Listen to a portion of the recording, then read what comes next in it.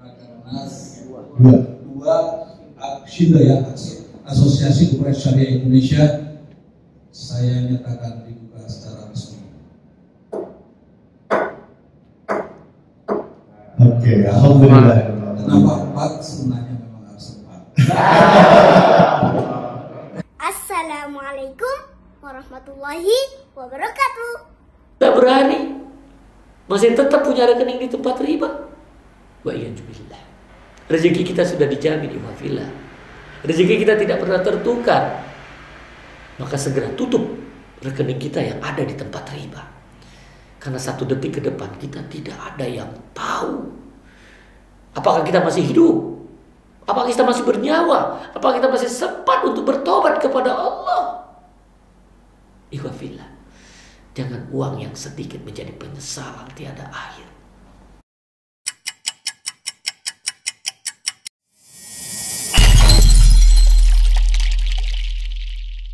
Alhamdulillahirabbil alamin wa bihi nasta'in ala umuri din. Asyhadu an la ilaha illallah wa la syarika lahu wa rasuluh la nabiyya ba'da. Rabbis shrah li sadri wa yassir li amri wa hlul 'uqdatam min lisani. Segala puji hanya milik Allah. Salawat serta salam ditujukan kepada Rasulullah sallallahu alaihi wasallam, pada keluarga, pada sahabat tabi'in, dan tentu kita umat yang istiqomah pada akhir zaman. Yang saya hormati dan tentu para asatidz, ya para asatidz, ulama, dan tentu para pengurus, Bapak Sucipto, Pak Sucipto ya, dan juga Pak Ustadz Sudarto tadi yang sudah memberikan tausiah, alhamdulillah luar biasa, dan juga Pak Sunanda sebagai Ketua Dewan Pengawas Syariah, dan Bapak Ibu sekalian, mohon maaf yang sedianya Bapak Deputi ya, yang sudah terkonfirmasi hadir, namun beliau ditugaskan ke Sumatera Utara untuk persiapan launching pabrik minyak makan merah oleh Koperasi. Karena di awal Januari itu Pak Presiden akan launching. Jadi tentu kami memang ada ini kan tidak persis sama dengan Deputi ya. Tapi yang pertama kami sampaikan, tentu kami mengapresiasi ya, Asosiasi Koperasi Syariah yang sudah tahun kedua Rakernas atau apa namanya itu Rakernas Rapat Kerja Nasional. Untuk asosiasi di Syariah memang yang namanya bukan asosiasi baru yang satu, yang lainnya kan ada namanya Korpopsya, Persatuan Koperasi Syariah, ada Ustadz siapa namanya lupa saya, Sohemin di Banten, ada juga Infopsya, Ustadz Abdul Majid dari Sidogiri ada di sana, ada juga PBMT, ada di sana Kartiko, CS ya yang saya sebutkan namanya Pak Kartiko, ada juga namanya ASYINDA, Asosiasi BMT Indonesia, ada Pak lupa saya, Pak Doktor Pak Aris juga, Asuti, Asuti, Rasulullah mirip-mirip gitu ya. Jadi tentu kami menyambut Pak sekali lagi hadirnya tentu penggiat syariah gitu ya. Karena dalam blueprint penggiat syariah Indonesia itu menjadi cita-cita sebenarnya, menjadi pusat keuangan dan ekonomi syariah tahun 2025. Itu cita-cita di blueprint di KMIKS gitu ya. Alhamdulillah, artinya bapak-bapak di sini para ustaz sudah memulai ya, siapa lagi gitu ya, kalau bukan kita gitu ya. Tidak semua tentu perjuangan syariah itu banyak tantangan.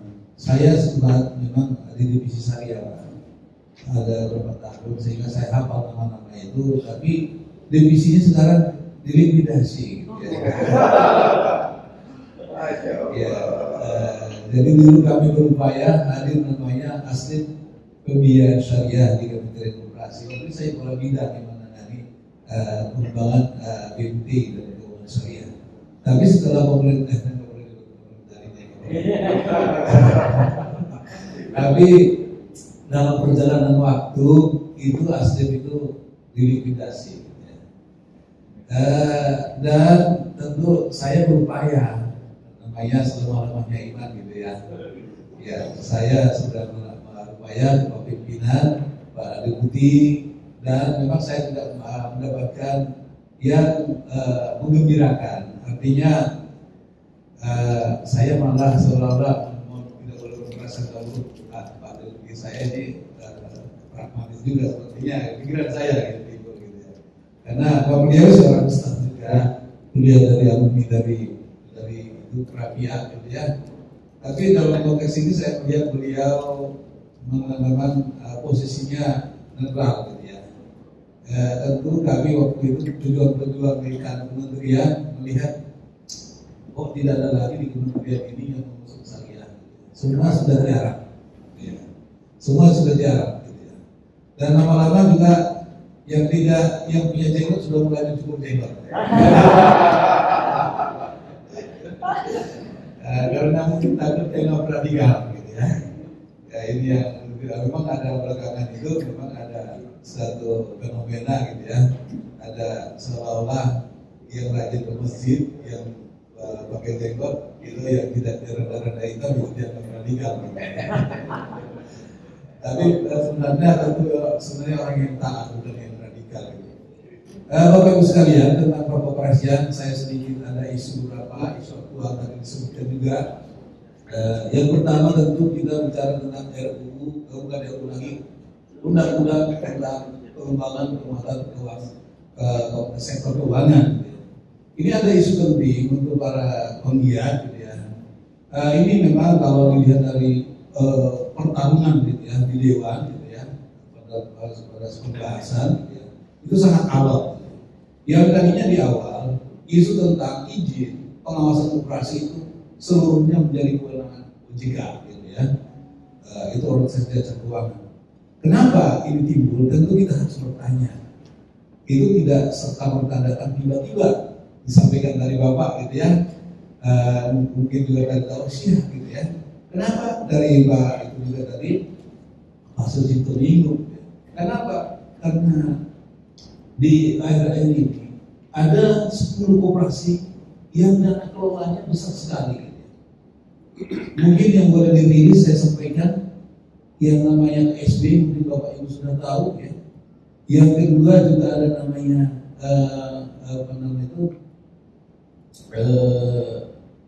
Indosuria ya. Indosuria. Yang ketiga juga ada Praciko gitu ya, di Garuda gitu ya. Ada lagi yang berikutnya. Itu kalau di total anggaran yang di sana itu berkisar kurang lebih 36 triliun. Ya KSB konon katanya ada 16 triliun. Ya. Jadi ini dana masyarakat yang dihimpun. Dan memang di lalanya juga keanehan-keanehan terjadi.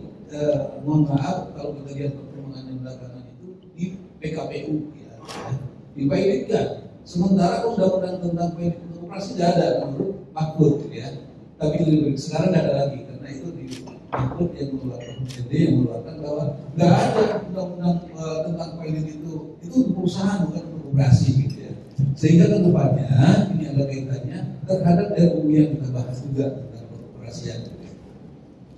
Jadi dasar itu Bapak Ibu sekalian sehingga di undang-undang PBSK itu yang sudah final mungkin Bapak Ibu baca, saya tidak perlu baca, tapi saya ikut di dalamnya, mengikuti perkembangannya, yakni yang menjadi kewenangan OJK tentu adalah koperasi simpan pinjam atau BUT yang melayani di luar anggota, non-anggota istilahnya.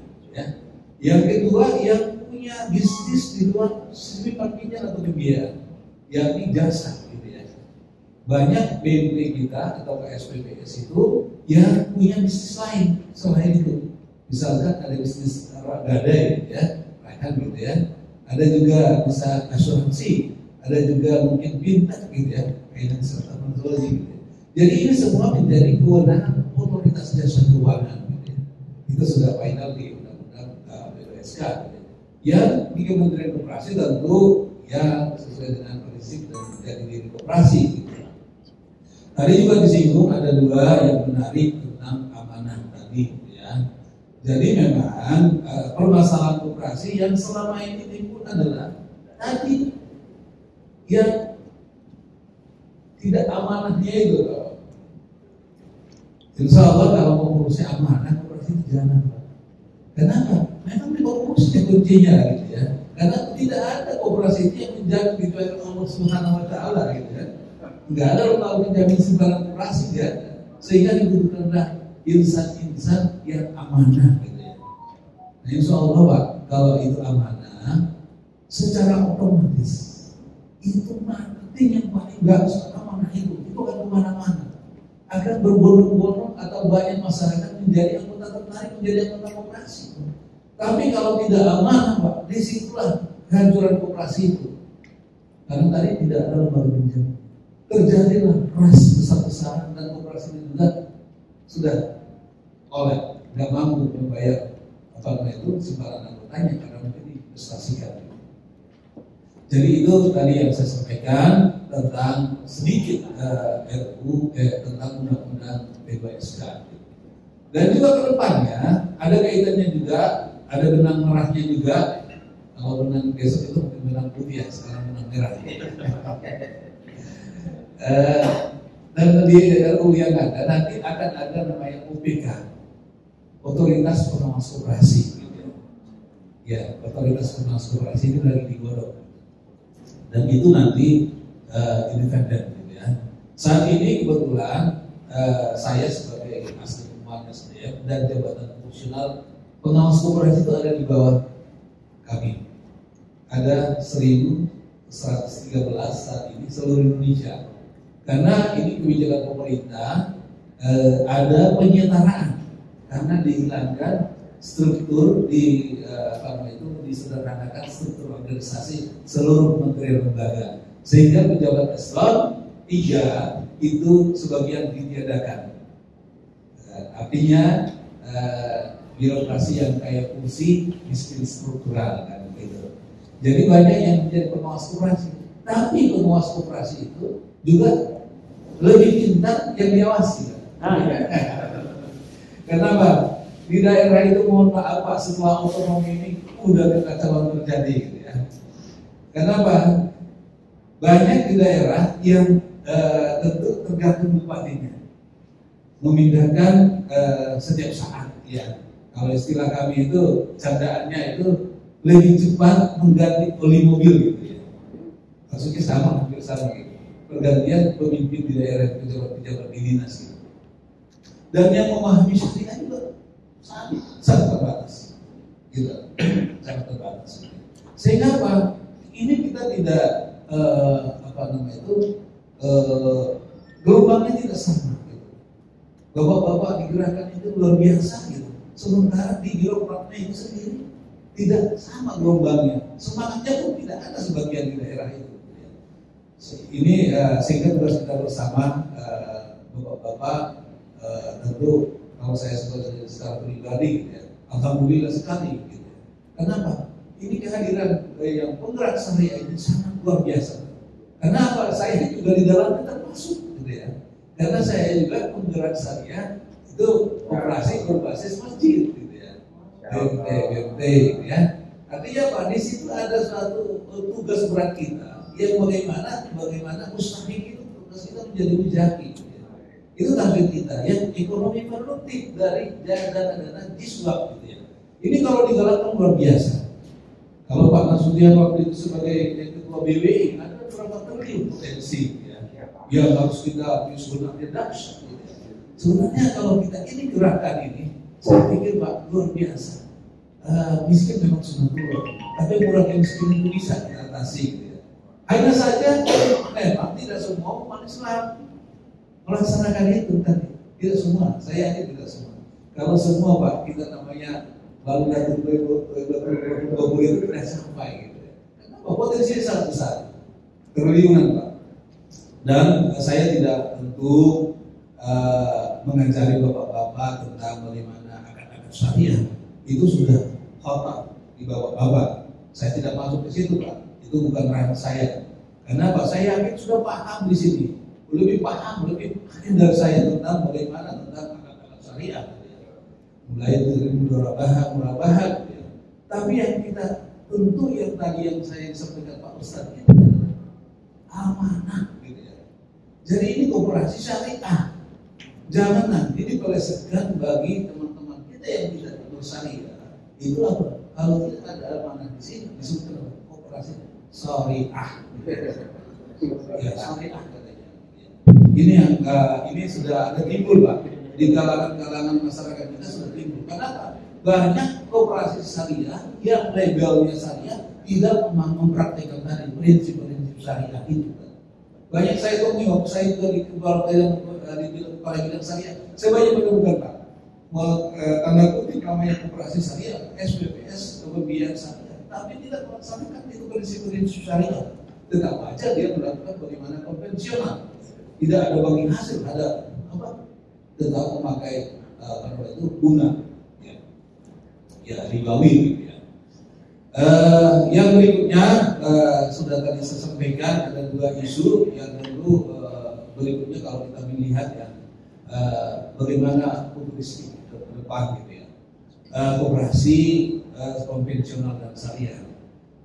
Kalau kami melihat trennya memang agak bagus, tetapi kalau dibandingkan dengan negara-negara yang kapitalis sekali, kita kalau katanya negara kita itu adalah negara Pancasila, yang ekonominya adalah ekonomi operasi, ya.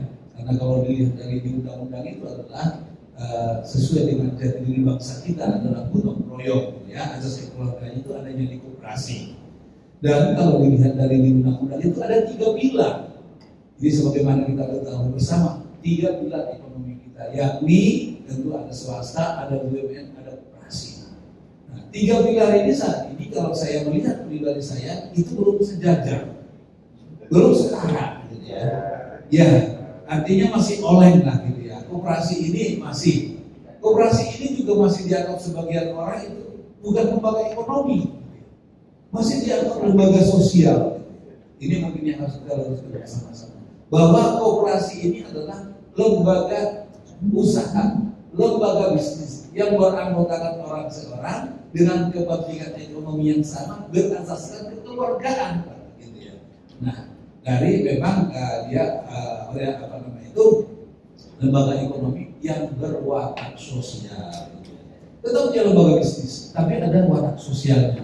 Ini di BUMT ini, di syariah yang banyak Pak sosialnya. Kenapa? Ada dana-dana zakat, infak, sedekah dan wakaf yang boleh menurut mungkin dilihat di fatwa DSM itu banyak lah.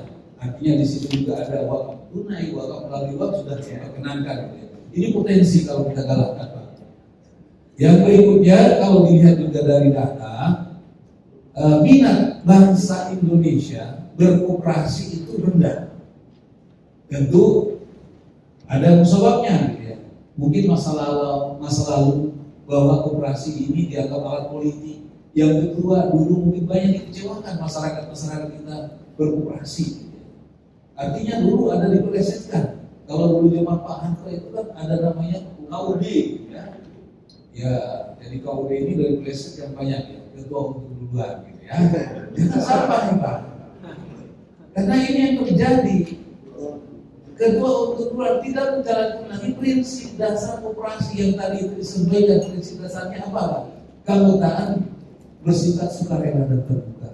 Yang kedua tentu di situ pembagian secara berdasarkan kontribusi. Yang ketiga pengelolaan secara demokratis. Kalau ini nggak tercapai di demokratis, kenapa banyak yang tidak demokratis? Itu banyak Pak yang dilakukan itu dengan seluruh prinsip. Kalau kita mau tegakkan regulasi yang ada, banyak koperasi kita itu yang harus ditutup. Cuma kita tidak punya kewenangan menutup karena tidak ada amanat undang-undangnya, tidak ada pemberian kewenangan untuk menutup. Misalkan masih banyak koperasi itu dikelola atau ketuanya itu dari zamannya mulai dari kemerdekaan sampai sekarang. Kalau dia masih tidak pernah diganti, itu artinya sudah menyalahi. Yang kedua, ada keluarga di sana. Ada bapaknya ketua, anaknya bendaharawan, mantunya jadi sekretaris. Ini kan tidak boleh. Semenda itu tidak boleh. Ini masih banyak terjadi di koperasi. Dan mudah-mudahan di syariah ini itu demokrasi itu dijalankan. Dibuat di anggaran dasar, Bapak. Di anggaran dasar itu mungkin sudah jelas aturan mainnya, ya. Sehingga tidak ada lagi yang keluar dari anggaran dasar. Nah, ini karena terjadi banyak koperasi kita, banyak yang anggotanya juga tidak pernah melihat anggaran dasarnya. Banyak sudah diserahkan ke pengurus. Boro-boro anggaran rumah tangga, gitu ya. Boro-boro sampai persus, gitu ya. Persus itu tentu yang peraturan persus yang dibuat setelah anggaran rumah tangga lebih longgar, persus itu bisa dibuat oleh pengurus sekali. Nah, ini harapan kita di syariah ini tentu ini berjalan dengan baik, dan sehingga juga ada nanti suatu saat kalau kita boleh mimpi ada bank syariah yang dikoperasi. Amin enggak? Amin. Boleh tidak? Boleh. Karena ini yang tidak terjangkau. Kita itu berpikiran koperasi itu dianggap cip. Koperasi itu tidaklah bisa. Padahal di luar, mungkin bapak-bapak yang paham lah, yang mungkin lebih berpendidikan yang sering keluar negeri, bagaimana di Belanda Rabobank itu milik koperasi, bagaimana pabrik itu fashion flag itu susu itu ketemu gitu ya di Belanda gitu. Nah, ini juga tidak tertutup kemungkinan kalau gerakan syariah ini mau bersatu, gitu, punya namanya bank syariah milik koperasi, bisa gampang kejebak kalau mau. Berapa sih untuk pendirian bank gitu? Oh, yang kita tahu sih begini aja berapa triliun asetnya gitu ya. Berapa lagi di BTN mau dia punya asetnya gitu. Banyak Pak gitu. Cuma kalau kita masih sama dengan mungkin yang firko-firko yang saat ini gitu ya, masih terjadi kelompok-kelompok sendiri-sendiri gitu ya. Belum menyatu umat Islam dalam ekonomi. Kita itu irahnya begitu kuat ketika misalkan terganggu masalah akidah gitu. Tapi di ekonomi kita kacau Pak, tidak bersatu. Kemarin aja kita misalkan mohon maaf 212 ada koperasi, sekarang udah jarang. Karena apa? Kita tidak menguasai hulu hilir. Kalau kita tidak menguasai hulu hilir, mohon maaf, pasti kita dihabisin di perjalanan itu. Seharusnya memang ini yang kita selama gerakan Islam atau gerakan ekonomi syariah itu kita upayakan bagaimana kita menguasai bisnis hulu hilir. Ini baru kita buat Pak. Saya sampaikan ke kawan-kawan gitu. Bisa kita mengakuisisi itu Indomaret dalam waktu sekejap. Bisa kita lakukan, tetapi kita tidak menguasai hulunya. Ketika kita sudah membuka itu atas nama, mohon maaf, identitas namanya koperasi syariah, itu sudah mulai dimainkan. Barang-barang itu kita sulit mendapatkannya. Itu banyak yang terjadi bisnis-bisnis yang dikelola oleh umat kita secara yang punya prinsip syariah. Banyaklah saya dapat cerita dari mie yang punya pabrikan susahnya mendapat bahan baku gitu. Ini keberatan kita tentang bagaimana kenapa pengalaman saya kalau di Masjid menggalang dana untuk ANLP untuk Palestina itu 5 juta dapat komitmen setiap hari, komitmen tentunya cash gitu ya. Tapi baru komitmen. Bagaimana untuk kita mengembangkan misalkan untuk modal pengembangan ekonomi koperasi syariah tentu bisa kita lakukan dengan modal-modal seperti itu. Tadi kembali lagi bagaimana tokoh amanah tempat tidak ada. Kalau ini tidak amanah, ya tentu mohon maaf satu mencoreng ya, karena mencoreng nama agama tentunya. Gitu ya. Tentu ini sangat dasar kalau itu terjadi di koperasi syariah. Tapi sampai saat ini Yang bermasalah itu Pak belum ada syariah, belum. Yang 10 itu belum ada yang syariah. Itu semua konvensional, ya konvensional. Gitu ya. Janganlah sampai ada syariah yang begitu, gitu ya. Ya, mudah-mudahan jangan sampai. Yang berikutnya saya sampaikan ada beberapa lagi, misalkan kementerian itu punya program namanya koperasi modern. Bagaimana nanti tata kelola koperasi modern? Ya. Ini yang penting. Ada 3 pilar di sana koperasi modern yang kita modernisasi koperasi, yaitu pilar kelembagaan, pilar usaha, dan pilar keuangan. Pilar kelembagaan tentu disinggung tadi bagaimana sekarang itu pencatatan anggota itu sudah harus berbasis digital. Ya. Yang dulu namanya ada buku daftar anggota yang manual, ya udahlah sudah kita tinggalkan lah gitu ya. Kembali kita sudah melalui digital. RAT yang dulu kita berbondong-bondong harus menyediakan ruangan yang besar kalau anggotanya banyak gitu ya. Sekarang itu bisa dilakukan secara online ya. Jadi Bapak tidak perlu lagi menyiapkan kue atau makan siang itu dalam RAT misalnya 500 orang gitu ya. Cukup online, sebagian mungkin ada yang online gitu ya, hybrid gitu ya. Yang pilar kedua tentang usaha. Usaha tadi itu harus kita kuasai dulu hilir. Tadi itu close loop gitu ya. Jadi dan juga tentu pengelolaannya tentu lebih terhubung ya. Maksud saya terhubung dengan taker gitu ya. Karena banyak proses koperasi itu mohon maaf tidak ada takernya gitu ya. Nah, tapi punya produk banyak. Ini yang kita harapkan lebih cermat lagi tentunya, ada namanya tentu market intelligence di koperasi. Bagaimana produk itu memang dominan di pasar. Gitu ya. Saya beberapa kali daerah sering dimaki-maki oleh masyarakat, ya saya terima saja. Gitu ya. Sebelumnya saya tidak sudah asli pengembangan kewirausahaan. Gitu ya. Karena banyak produk mereka itu tidak laku di pasar, tapi mereka buat. Gitu. Saya bilang ini kekeliruan yang nyata. Gitu ya. Seharusnya jangan panah kita terhadap satu produk, tapi bagaimana produk yang diminati di pasar itu yang kita hadirkan. Gitu. Nah, itu sehingga kami berprinsip terhadap koperasi itu kami carikan dulu off-takernya, lalu kita baru dilakukan kemitraan. Misalkan yang sudah terjadi saat ini, kalau Bapak di sini ada perwakilan dari Al-Ittifaq yang Ciwidey ya, mengkonsolidasikan sampai 12 koperasi di Jawa Barat, itu semua sudah ada off-taker tersedia. Mereka bekerja sama dengan Indofood, bekerja sama dengan fried chicken, gitu ya, ayam-ayamnya itu semua, dan juga cabai tomatnya itu, gitu ya. Ini yang sudah bisnisnya stabil, gitu ya. Sudah bagus sekali. Begitu juga Sidogiri dengan Sidogiri lebih unik lagi, semua alumni koperasi dianggap cabang, gitu ya. Jadi Sidogiri luas. Jadi semuanya namanya Sidogiri Nusantara sekarang. Gitu ya. Dulu GT Sidogiri.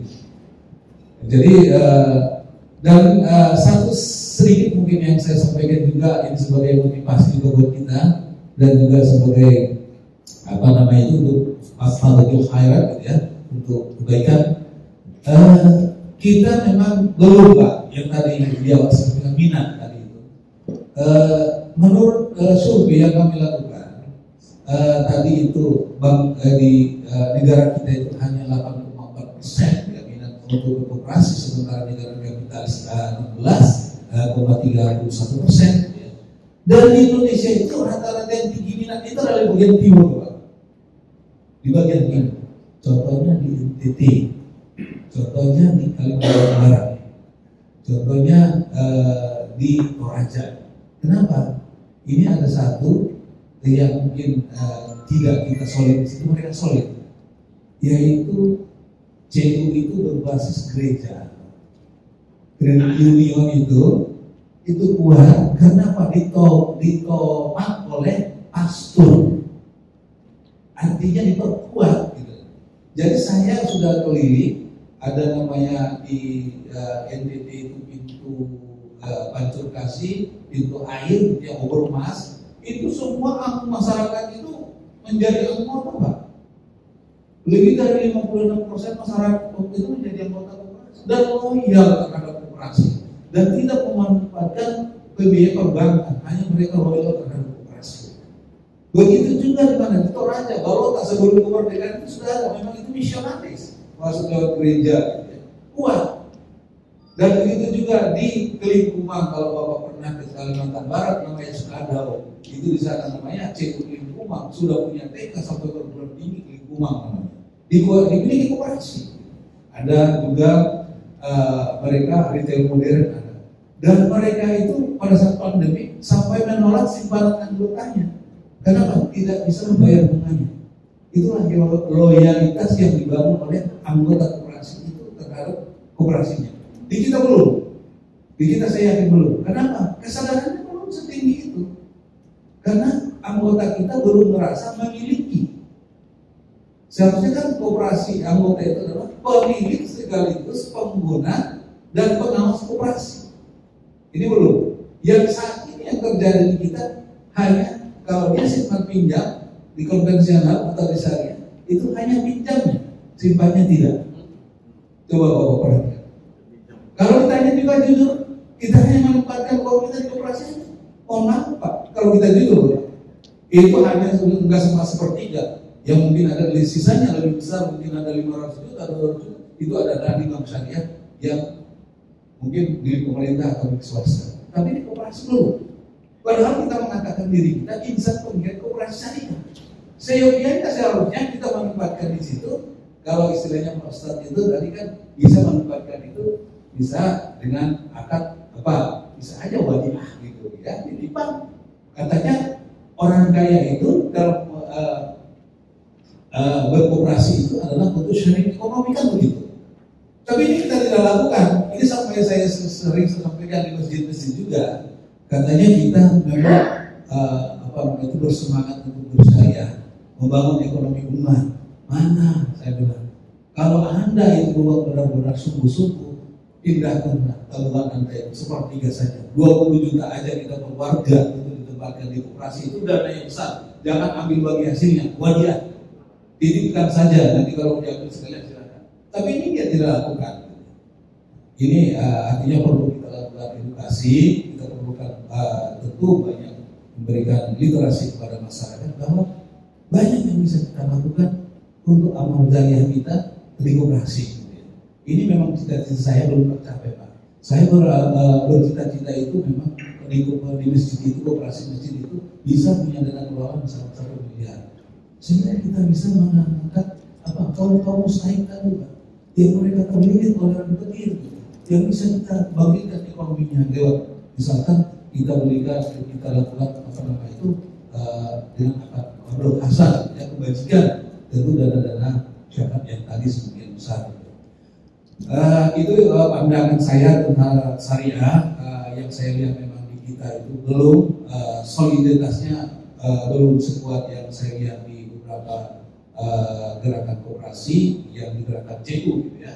Dan mereka sudah punya jaringan bisnis yang luar biasa. Begitu juga saya kemarin itu di Langgur ya, Langgur itu di Maluku Tenggara juga sama. Koperasi itu mengkonsolidasikan petani-petani nelayan untuk laut.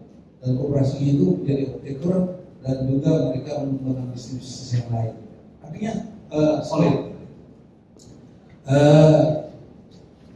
Berikutnya tentang bagaimana untuk koperasi, satu lagi pilar ketiga, pilar keuangan. Ini yang kita harapkan sampai dengan ini bahwa kita sudah era society 5.0 gitu ya, yang 4 sudah kita lalui gitu ya. Tapi kita belum. Orang sudah 5, 4 aja kita belum maksimal ya. Kita tentunya sudah mau tidak mau, suka tidak suka, ini sudah tuntutan. Karena apa? Waktu saya sebagai aset kewirausahaan yang saya lihat memang usaha UKM itu yang survive, yang mampu beradaptasi pada saat pandemi 2 tahun itu adalah yang terhubung dengan digital rata-rata. Pada sektor-sektor yang survive juga adalah sektor pertanian.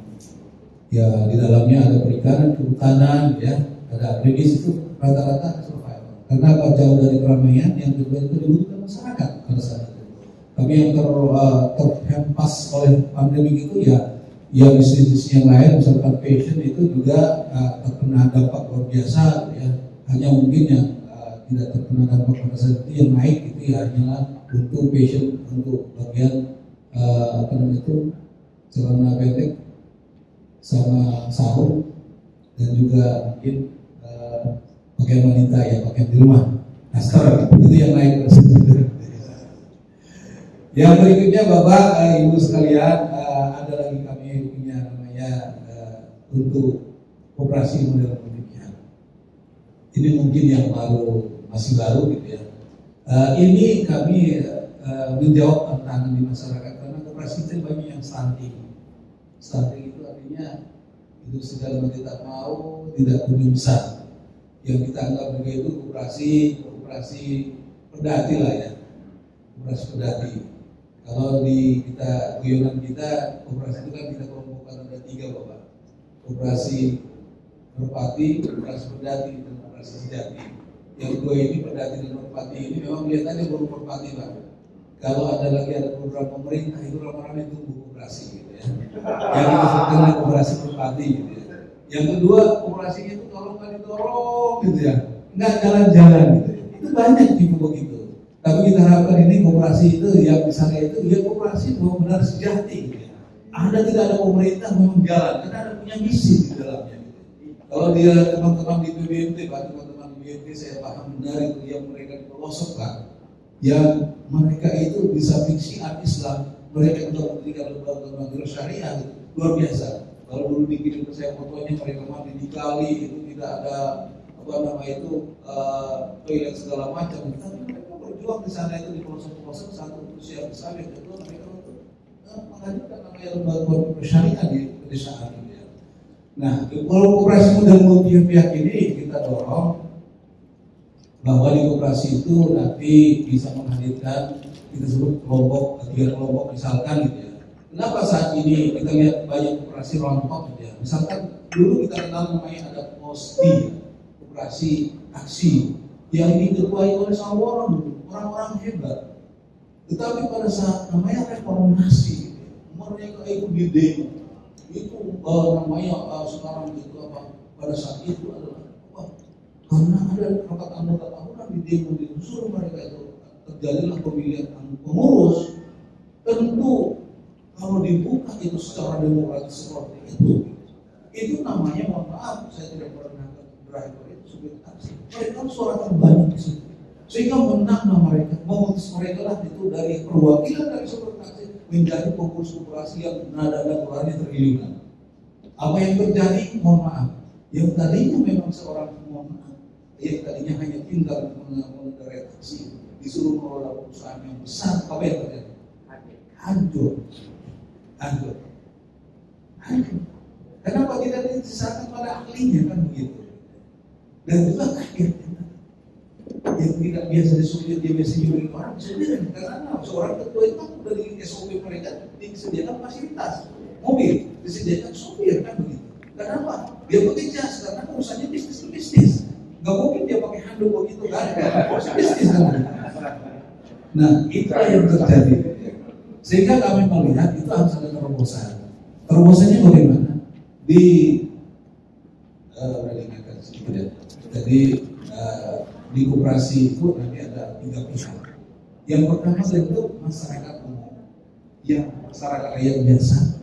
Kita bikin kelompok namanya pihak pertama. Pihak pertama nanti kita buat di kesepakatan di anggaran dasar agar tidak menyalahi demokrasi tadi. Berapa persen mereka suaranya? Kuotanya, kasihlah mereka misalkan 40%, begitu. Nah, sisanya berapa lagi? Yang 60% lagi itu ada di manajemennya, orang-orang intelektual yang mau bergabung di situ. Dia kasih lagi 30% apa? Di modalnya nanti. Sehingga koperasi ini bisa menampung orang-orang yang mau bergabung di situ, orang-orang intelektual, orang-orang pemodal. Sehingga masyarakat ini juga merasa terbantu. Sehingga ini yang kita harapkan koperasi itu menjadi nanti koperasi yang modern, yang setara. Kalau istilahnya Pak Presiden itu adalah korporasi koperasi. Jadi koperasi itu dikelola secara corporate. Jadi ini yang kita harapkan. Mungkin masih banyak lagi sebenarnya yang mau saya sampaikan karena sudah diingatkan, sudah masuk waktu zuhur gitu ya. Mungkin itu, mohon maaf kalau ada salah ucap, salah kata, salah sikap, tentu itu datang dari saya. Kesempurnaan itu untuk Allah Subhanahu wa taala. Akhirul kalam billahi taufiq wal hidayah. Wassalamualaikum warahmatullahi wabarakatuh.